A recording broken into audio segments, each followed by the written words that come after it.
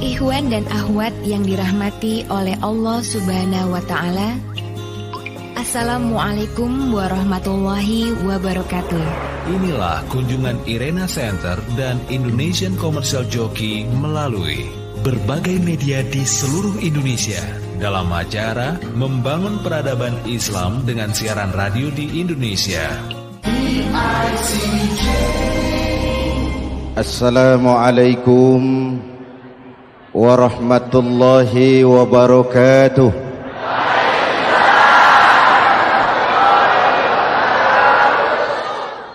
Alhamdulillah wassalatu wassalamu ala Rasulillah Sayyidina Muhammad ibn Abdullah wa ala alihi wa sahbihi wa mawala, amma ba'du.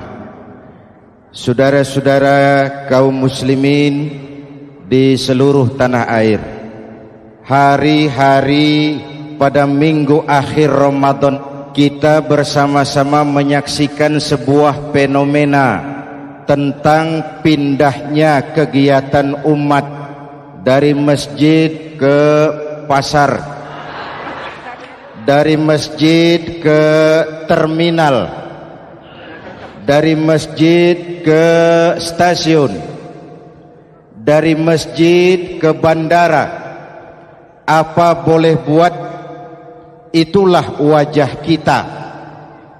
Bahwa lebaran artinya mudik, bahwa lebaran artinya baju baru dan makanan.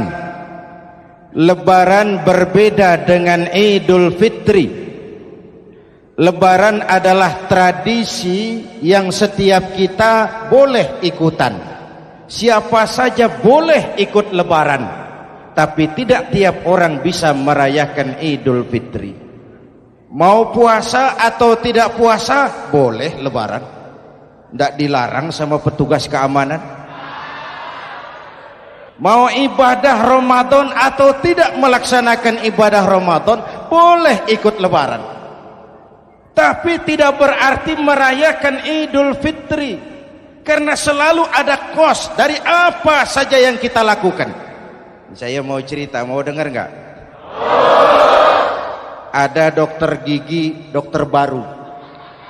Satu sore praktek, pasiennya 4 orang nunggu duduk jejeran. Dipanggil pasien pertama, diperiksa, berlubang giginya, dicabut tanpa dibius. Namanya dokter baru. Pasien ini teriak, aduh sakit dok, tidak kuat, sakit. Teriakannya keras sekali. Pasien yang 3 orang yang nunggu gemeter, lari semua. Selesai dicabut, diobati, selesai, tanya, sudah selesai dok? Sudah mas. Berapa biayanya? 200.000. Loh, biasanya kan 50.000, kok 200.000? Biasanya sih memang 50.000, tapi siapa suruh kau teriak? Yang 3 lari.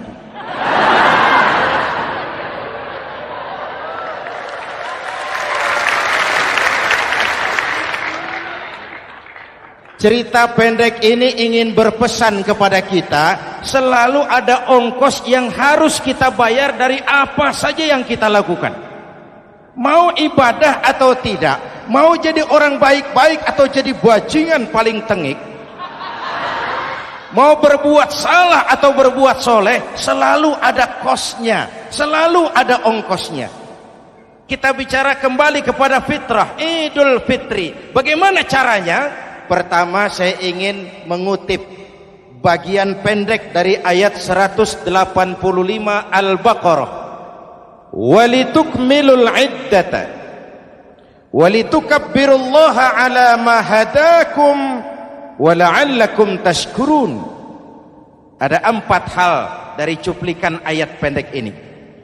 Pertama, walitukmilul iddata, hendaknya engkau sempurnakan jumlah bilangan hari puasamu. Berpuasa sebulan penuh. Sebulan penuh itu bisa 29, bisa 30. Pak, kalau beda pendapat bagaimana? Ada yang lebaran tanggal 5, ada yang lebaran tanggal 6. Hadirin, bagi yang punya kemampuan berijtihad silahkan melakukan ru'yatul hilal. Bagi yang tidak, lebih aman ikut pesan Nabi. Apa pesan Nabi? Fa iza ikhtalaftum fa alaikum bis-sawadil a'zam ma'al haqqi wa ahlihi. Kalau kamu berbeda pendapat, ikut golongan terbanyak yang benar dan ahlinya. Jadi walaupun banyak, kalau tidak benar dan bukan ahlinya, tidak usah ikutin. Banyak, benar dan ahlinya. Contoh, 100 insinyur berbeda pendapat dengan 10 kiai tentang doa kunut. Yang diikuti pasti 10 kiai, bukan 100 insinyur. Betul? Atau sebaliknya, 10 insinyur berbeda dengan 100 kiai tentang konstruksi jembatan. Yang diikuti tentu 10 insinyur, benar dan ahlinya. Maka yang paling aman, kita punya departemen agama. Departemen agama punya ahli dari MUI, dari Nahdlatul Ulama, dari Muhammadiyah, dari Al-Wasliyah, dari Syarikat Islam, dikumpulkan melakukan ru'yatul hilal. Yang paling aman, dengerin saja pengumuman Departemen Agama.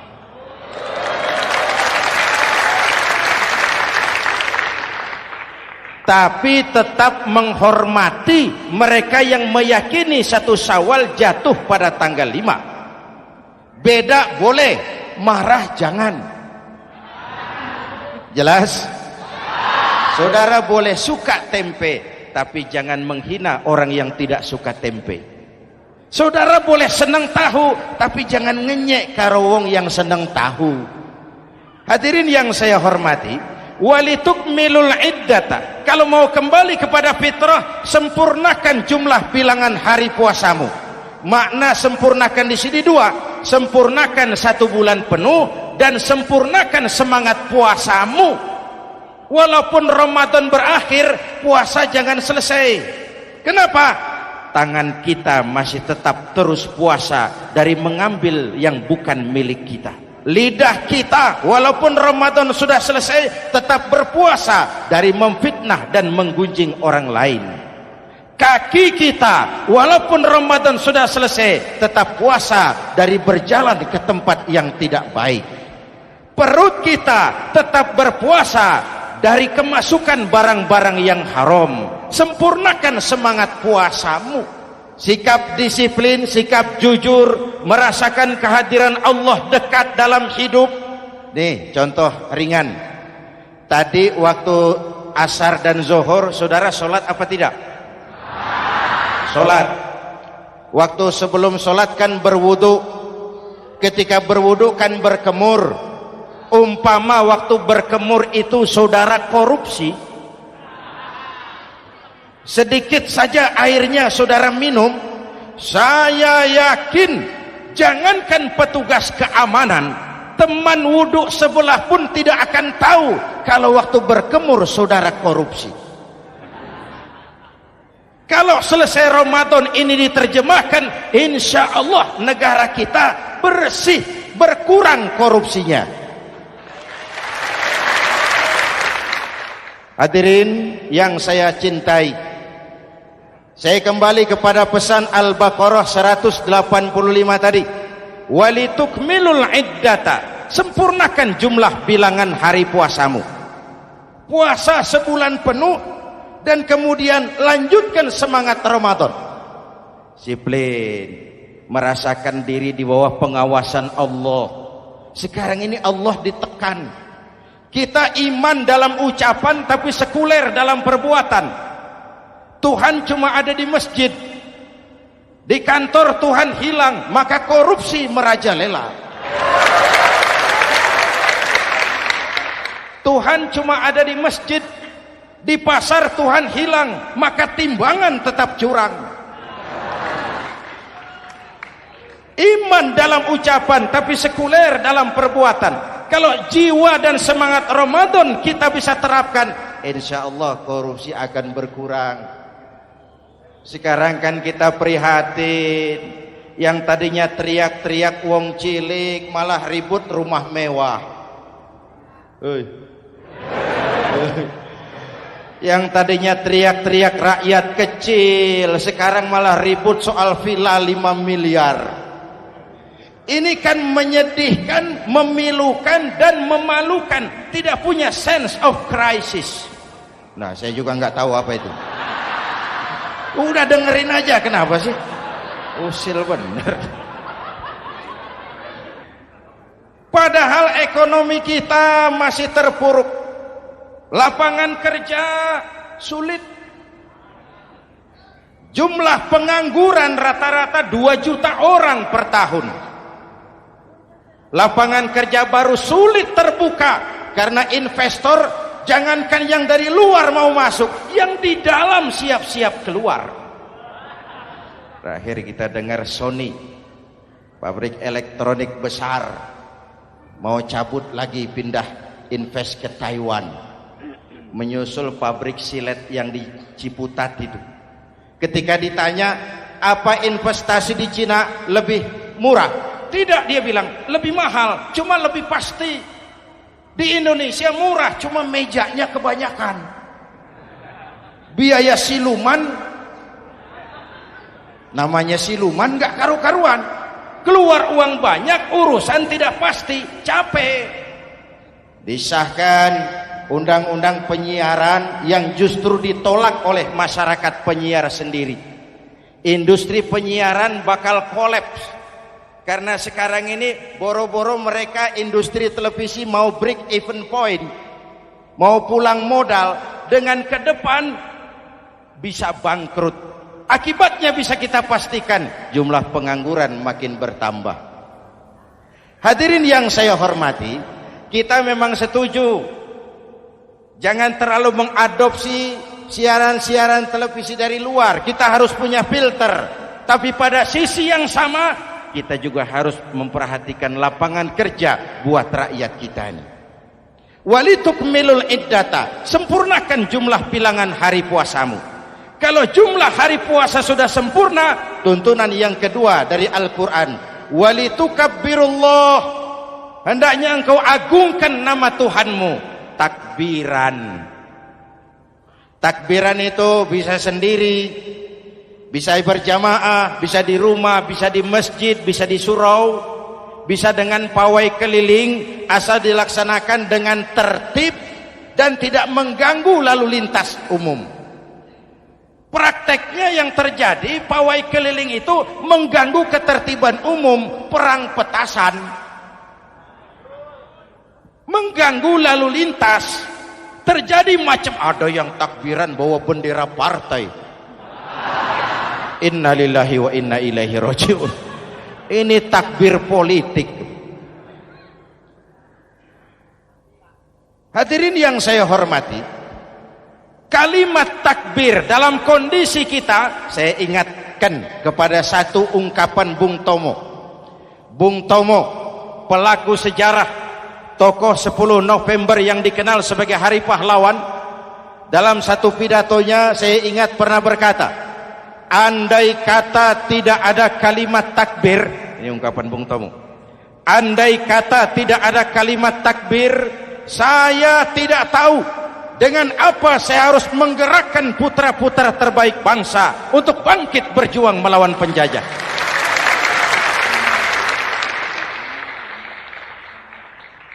Ketika Allahu Akbar, itu londo, kelihatannya kecil, meriam enggak meleduk. Dahulu orang-orang tua kita cuma ada 2 kata, merdeka atau mati. Tidak berpikir nanti kalau menang dan merdeka saya jadi wali kota di mana.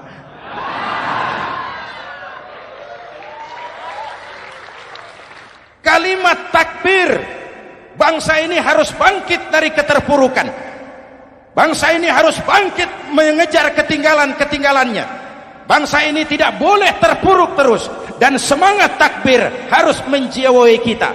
Tidak ada capek dalam perjuangan, tidak ada puas dalam upaya. Keberhasilan cuma pengantar ke arah keberhasilan yang lebih baik lagi. walitukabbirullah, hendaknya engkau agungkan nama Tuhanmu.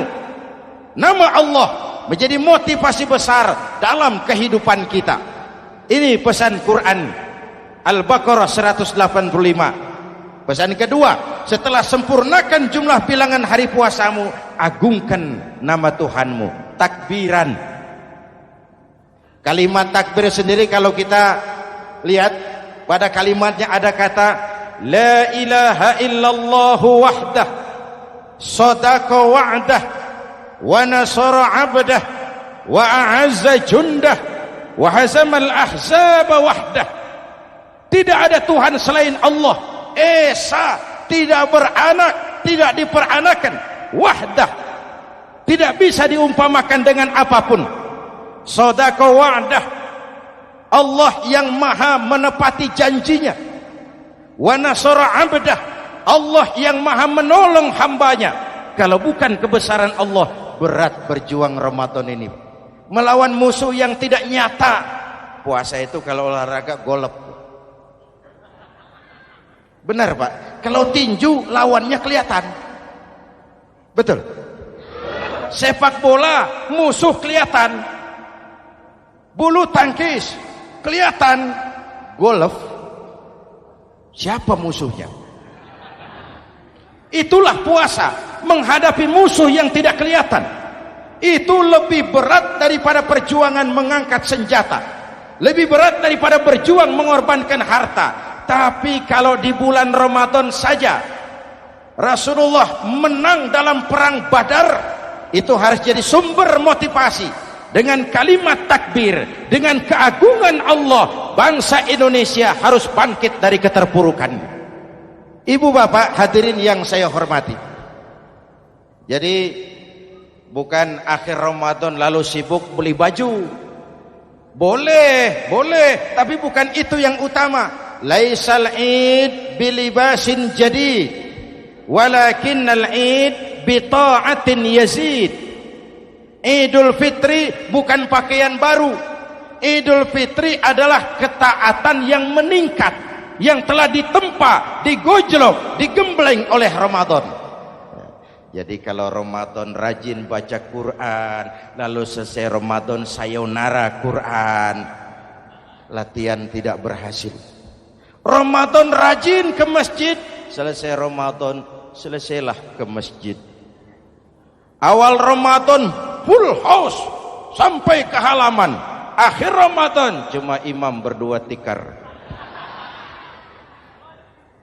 Masjid kembali senyap, padahal masjid adalah pusat kegiatan umat.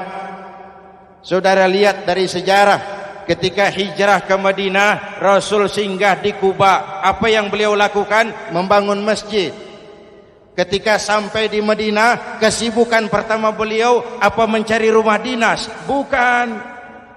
Kesibukan pertama beliau mencari lokasi di mana membangun masjid. Isra dan Mi'raj, perjalanan besar dimulai dari masjid ke masjid. Ini indikasi masjid memang merupakan pusat kegiatan umat. Umat Islam dengan masjid seperti ikan dengan air, tidak boleh pisah. Ada ikan yang tidak betah di air? Ada. Ikan mau modar. Kalau umat sudah mulai menjauhi masjid, jiwanya yang akan mati. Kalau jiwanya mati, jasadnya masih hidup, itu namanya bangkai berjalan.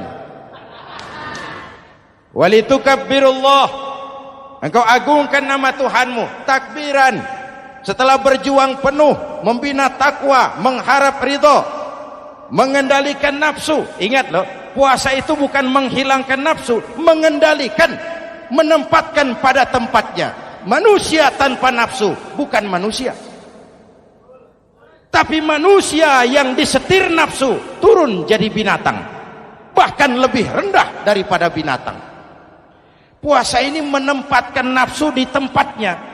Hai laki-laki, kamu nafsu sama perempuan? Betul Pak. Perempuan suka laki-laki? Betul Pak. Boleh lewat sini, lewat pintu yang disebut nikah.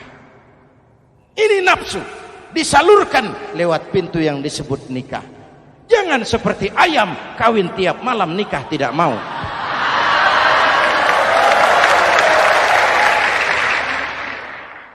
Manusia nafsu kepada materi, kepengen kaya, iya Pak, boleh.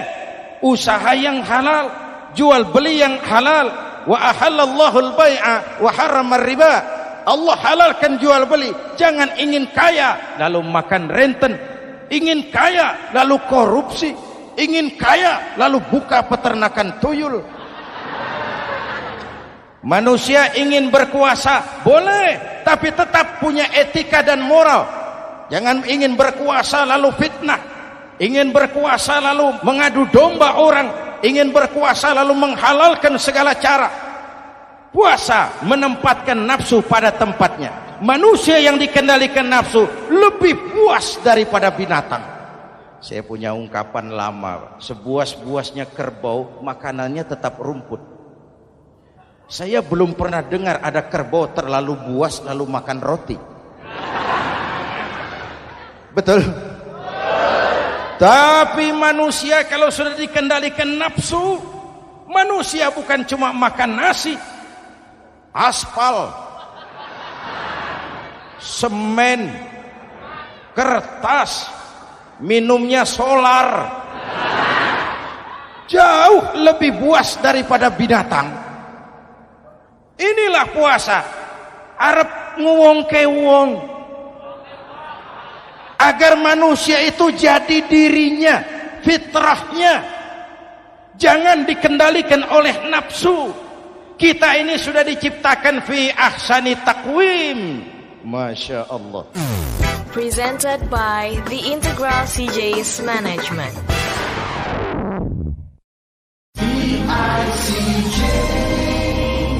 Hadirin, yang ketiga pesan Al-Baqarah 185 tadi. Setelah sempurna jumlah bilangan hari puasa, lalu mengumandangkan takbir, membayar zakat fitrah. Kenapa itu kita lakukan? Mengagungkan nama Allah, ala ma hadakum. Agungkan nama Allah yang telah memberikan hidayahnya kepadamu. Masya Allah nih, hidayah, kita bersyukur. Hidayah ini hak prerogatif Allah, diberikan kepada siapa saja yang dikehendaki oleh Allah. Kita bisa lihat dalam sejarah, ada anak Nabi tidak mendapat hidayah, tidak terpanggil mengikuti kebenaran yang disampaikan oleh bapaknya, namanya Kan'an, putra Nabi Nuh. Ada ayah Nabi bernama Azar, ayah Nabi Ibrahim, putranya penegak tauhid, ayahnya produsen berhala. Ada istri Nabi, istrinya Nabi Lut, tidak mendapat hidayah, tidak terpanggil mengikuti kebenaran. Lalu Abu Jahal, Abu Lahab, paman Nabi, melihat Nabi, menyaksikan mukjizat, mendengar wahyu, melihat tutur kata Nabi, hidayah tidak datang kepada dia, maka mereka tidak terpanggil mengikuti kebenaran. Kita alhamdulillah keponakan Nabi saja bukan, mendapat yang namanya hidayah ini. Ini harus kita pelihara, kita jaga baik-baik, karena ini merupakan hak prerogatif Allah. Yahdi man yasha, diberikan kepada siapa saja yang dikehendakinya. Hadirin, sembari kita mengambil pelajaran tentang Kan'an yang tidak dapat, putra Nabi Nuh. Ini saya ngambil bagian cerita sejarah. Masih mau dengar? Nabi Nuh diberi umur 950 tahun, berdakwah sepanjang hidup. 800 tahun beliau dakwah, dapat pengikut tidak lebih 80 orang, rata-rata 10 tahun satu. Yang dihadapi ini umat yang kurang ajar, bandel, bajingan, tengik. Kalau diceramahi, telinganya ditutup dengan tangannya. Ini saking kurang ajarnya ini umat. Diberikan dakwah, telinganya ditutup dengan tangan.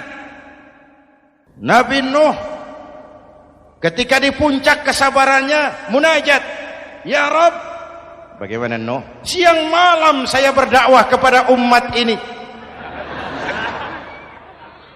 Saya sampaikan risalahmu, saya canangkan seruanmu, saya sampaikan ajaranmu. Inni da'autu qaumi lailan wa nahara. Siang malam saya berdakwah kepada umat. Wa inni kullama da'autuhum ja'alu asabi'ahum fi adhanihim. Tiap kali saya sampaikan dakwah kepada mereka, mereka tutup telinganya dengan tangannya. Saya tidak sanggup menghadapi umat seperti ini, ya Allah. Habis mau kamu bagaimana, Nuh? Sikat saja sudah semua ini. Bikin mati saja. Nanti kalau punya anak, anaknya kafir lagi. Lebih baik bapak moyangnya, mbah-mbahnya sikat semua. Rabbi la tazar 'alal ardi minal kafirina dayyara. Jangan disisakan orang kafir. Habisin semua. Itu mau kamu? Iya. Buat kapal Nuh, nanti aku turunkan banjir. Dengan apa saya membuat kapal ya Rabb? Pakai kayu Nuh. Kayunya dari mana ya Rabb? Dari pohon tentu. Pohonnya belum ada ya Rabb. Tanam dulu Nuh. Membuat kapal kayunya nanam pohon dulu. Apa artinya? Perjuangan bukan simsalabim abracadabra. Perjuangan bukan makan lombok, ini hari dimakan, ini hari pedas. Perjuangan itu proses. Ada keringat, ada air mata, ada darah, tempo-tempo nyawa. Itulah perjuangan. Sudah pohon ditebang, buatkan kapal di tengah kampung. Umat unjuk rasa lagi. Nuh makin gila. Bikin kapal di tengah kampung, mau belayar kemana? Selesai Nuh, selesai ya Rabb. Naik. Orang-orang yang beriman bersamamu, naik. Binatang serba sepasang, naik. Naik Nuh, naik. Orang beriman, naik. Binatang serba sepasang. Gerimis mulai turun. Setelah kapal semua terisi, Nabi Nuh kontrol. Sudah naik semua? Sudah. Nuh, Mas Bejo, ada? Ada. Bawa painem, naik sudah masuk. Oke, Kan'an anak saya ikut tidak naik kapal. Kami tidak lihat Nuh. Turun ke bawah. Ada Kan'an, kami tidak lihat Nuh. Naik ke atas buritan. Kelihatan Kan'an tidak ikut naik kapal. Kumpul bersama orang kafir di daratan. Inilah potret kehidupan. Kumpul dengan orang-orang kafir. Berapa banyak anak-anak kita tidak mau ikut orang tuanya ke masjid, kumpul dengan orang-orang kafir di tempat maksiat. Nuh karena sayang kepada anak, dari atas kapal memanggil, ya bunayya rkam ma'ana. Ya, ini bahasa orang manggil, Pak. Kan'an, kesini nak, naik kapal sama Papi. Ini terjemahan bebas. Jawab Kan'an di bawah, tidak mau Pak, saya di sini saja. Jangan nak, Allah sedang murka, akan turun banjir. Kalau datang banjir Bapak, sa'awi ila jabalin ya'simuni minal ma'. Saya akan naik ke gunung tinggi yang bisa menyelamatkan saya dari banjir. Kan'an naik ke gunung tinggi, gunung pun tenggelam dihantam banjir. Dalam puncak kepedihan, Nabi Nuh akhirnya sadar. Ya Allah, kalau orang kafir tenggelam, memang saya yang minta, tapi Kan'an kan anak saya. Nuh, anggap Kan'an bukan anakmu. Wa innahu amalun ghairu salih. Nuh sadar, akhirnya bilang, ana urid wa anta turid wallahu fa'alun lima yurid.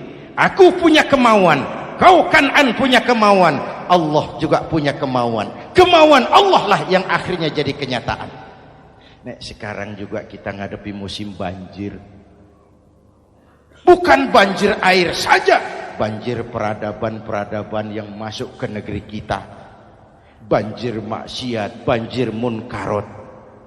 Kalau kita sudah ke masjid, kita sudah naik kapal. Tolong kontrol anak-anak kita. Tolong kontrol tetangga kita. Ayo naik kapal. Banjir.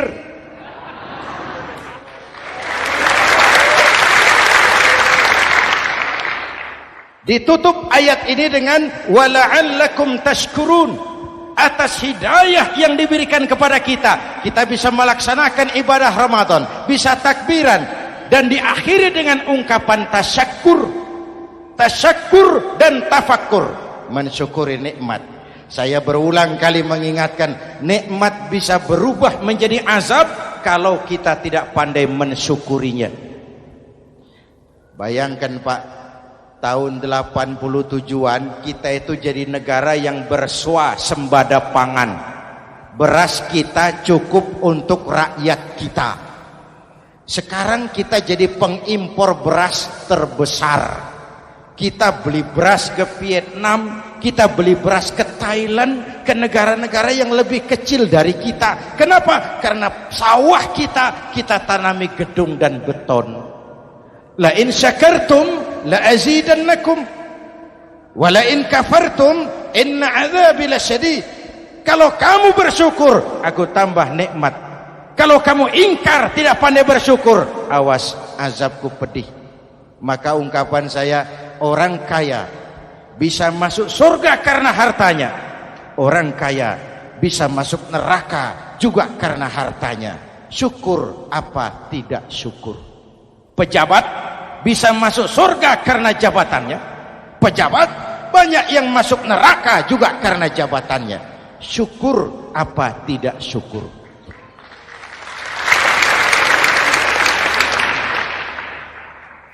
Orang alim, kiai bisa masuk surga karena ilmunya. Orang alim pun bisa masuk neraka lebih dulu dari penyembah berhala juga karena ilmunya. Syukur apa tidak syukur? Kasih jabatan sebagai pemimpin lalu menyadari sayyidul qaumi khadimuhum. Pemimpin suatu umat adalah pelayan bagi umat itu. Pelayan harus melayani, bukan minta dilayani.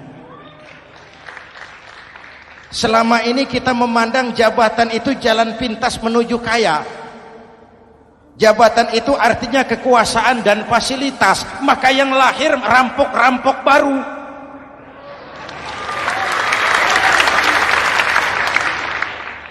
Jabatan adalah alat untuk pengabdian di tengah rakyat yang sedang susah, di tengah negara yang sedang terpuruk. Kita memerlukan pemimpin-pemimpin yang sadar sayyidul qaumi khadimuhum. Pemimpin suatu kaum adalah pelayan bagi kaum itu sendiri. Ibu bapak hadirin yang saya hormati, dengan mensyukuri itu maka makna Idul Fitri meresap kembali kepada fitrah kita sebagai manusia. Fitrah kesucian. Secara sederhana orang gambarkan kembali kepada fitrah seperti bayi baru dilahirkan oleh ibunya, bersih, suci, tanpa dosa, lantaran sudah dibersihkan oleh ibadah Ramadan. Tapi para ulama khalaf ada yang mengartikan fitrah itu kecenderungan kepada kebajikan, kecenderungan kepada kebaikan. Itu juga fitrah. Kembali kepada fitrah manusia, kecenderungan untuk berbuat baik. Kita lahir bayi, tidak punya dosa, betul? Tidak ada dosa warisan dalam Islam. Kalau harta warisan ada, dosa warisan tidak. Karena itu dalam Islam juga tidak ada penebusan dosa. Kalau dosa bisa ditebus dengan uang, tentu Menteri Keuangan nomor 1 masuk surga.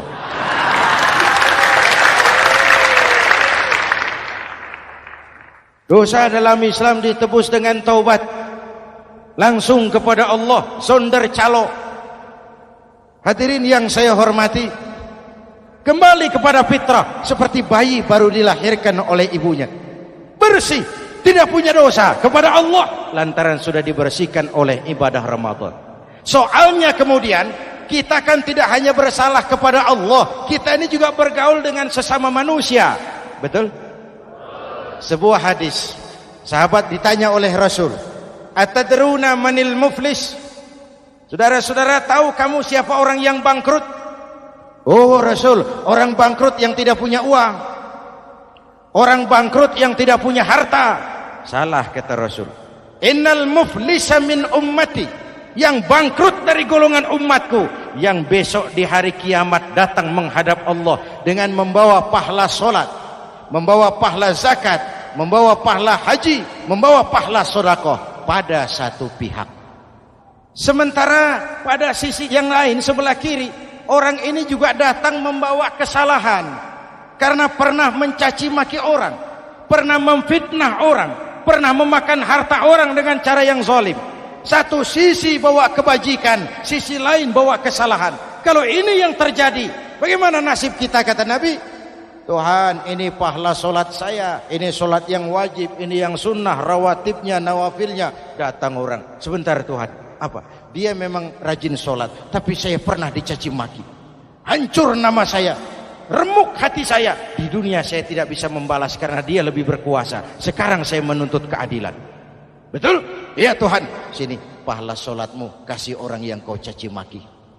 Tuhan, ini pahala puasa saya, yang wajib Ramadannya, sunnah 6 hari Syawalnya, Senin Kemisnya. Ini Tuhan. Datang lagi, sebentar Tuhan. Kenapa? Dia memang rajin puasa, tapi saya pernah difitnah tanpa benar, dicorengkan arang ke dahi, hancur nama saya karenanya. Saya menuntut keadilan karena di dunia waktu itu cuma banyak pengadilan, tapi tidak ada keadilan. Benar? Benar. Ini pahala solatmu, kasih orang yang kau fitnah. Tuhan, ini pahala zakat saya. Datang lagi, Tuhan, dia memang suka zakat, tapi korupsinya lebih besar dari zakatnya. Nuntut keadilan. Sini pahala zakatmu kasih. Kalau habis pahala kebaikan, orang yang menuntut masih banyak, diambillah dosa orang yang kita sakiti, diberikan kepada kita. Pahala dipreteli, dosa diberikan. Apa enggak bangkrut? Ibarat orang dagang, modal habis, tagihan hutang datang terus. Kenapa? Orang ini cuma baik hubungannya kepada Allah, tapi tidak baik hubungannya dengan sesama manusia. Karena itu, dalam konteks dengan fitrah, manusia makhluk yang fitrah. Apa fitrah itu? Pertama, manusia makhluk yang bertuhan. Itu fitrah. Mengingkari Tuhan, mengingkari fitrah. Yang kedua, manusia makhluk sosial, zon politikan. Itu fitrah. Kita tidak bisa hidup sendiri. Betapa dan siapapun kita memerlukan yang lain. Maka nuansa Ramadan intinya adalah silaturahmi. Nuansa Idul Fitri silaturahmi antar sesama kita. Ada baiknya saya ingatkan lagi sebuah hadis. Masih mau dengar? Selesai sholat Id, sahabat mendengar Rasul mengucapkan amin 3 kali. Amin, amin, amin. Ya Rasul, ada apa? Tadi turun Jibril selesai sholat, mau berdoa. Muhammad, aku mau mohon kepada Allah, mau kau aminkan? Silahkan Jibril. Jibril doa, Rasul amin. Doanya 3 macam permohonan, maka Rasul 3 kali mengucapkan amin. Kalau sudah Jibril yang doa, Rasul yang amin, apa iya doanya ditolak? Apa isi doanya? Yang pertama, ya Allah, doa malaikat Jibril, hari ini 1 Syawal, waktu itu doanya, saya mohon kepadamu, jangan engkau terima puasa dan ibadahnya anak yang durhaka kepada ibu bapaknya. Rasul mengucapkan amin. Renungan buat kita. Itu sebabnya barangkali sesibuk-sibuk di Jakarta masih mau mudik nemui orang tua. Yang kedua, ya Rabb, saya mohon kepadamu, jangan engkau terima puasa dan ibadahnya istri yang durhaka kepada suaminya. Amin. Kedengaran Bu? Ada ibu-ibu tanya, Pak, kalau suami yang durhaka sama istrinya bagaimana? Hadisnya tidak menjelaskan itu, Bu.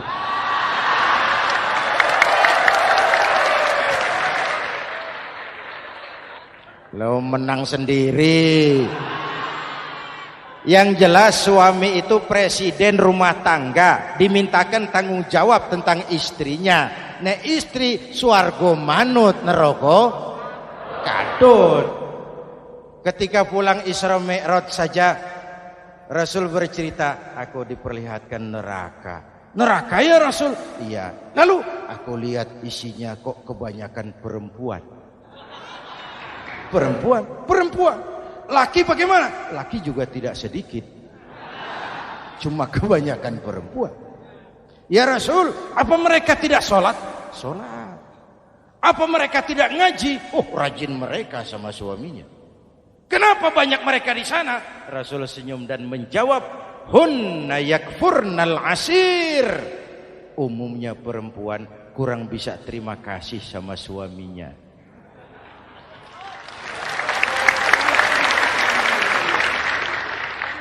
Ini penyakit turunan. Oi, ngaku oi. Lalu yang ketiga, ya Allah, hari ini saya mohon kepadamu, jangan engkau terima puasa dan ibadahnya muslim yang tidak mau memaafkan sesama saudaranya muslim. Memaafkan lebih berat daripada meminta maaf, tapi memberi maaf lebih mulia daripada meminta maaf. Inilah nuansa mengembalikan semangat saling menghargai, saling mencintai, keutuhan, kerukunan, dan kedamaian. Sudah capek kita rakyat dengan konflik. Sudah capek kita dengan mengedepankan perbedaan dan bukan persamaan. Sudah waktunya kita berbeda tapi tetap bergandengan, tetap bersama menyongsong hari esok yang lebih baik. Mintalah ridho ibu bapak, suami kepada istri, istri kepada suami, dan memaafkan sesama saudara muslim sehingga kita benar-benar kembali kepada fitrah. Terima kasih dan mohon maaf, semoga ada manfaatnya. Usikum wa nafsi bitaqwallah. Wassalamualaikum warahmatullahi wabarakatuh.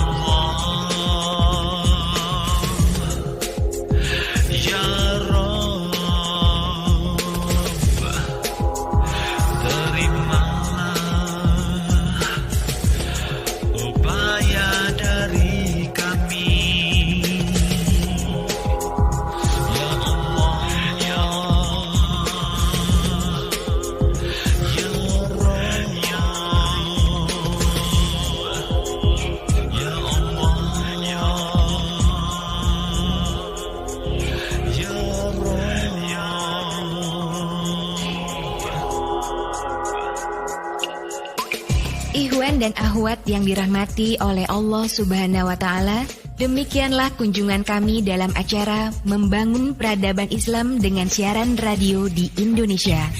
Syukur alhamdulillah atas nikmat Islam dan indahnya persaudaraan yang Allah karuniakan kepada kita semua. Semoga ilmu milik Allah dapat membentengi akidah kaum muslim dari berbagai upaya penyesatan. MPI DSRI ini merupakan komunikasi dan jabat erat di antara kami, Irena Center, Indonesian Commercial Jockey, serta berbagai media di seluruh Indonesia. Terima kasih. Wassalamualaikum warahmatullahi wabarakatuh.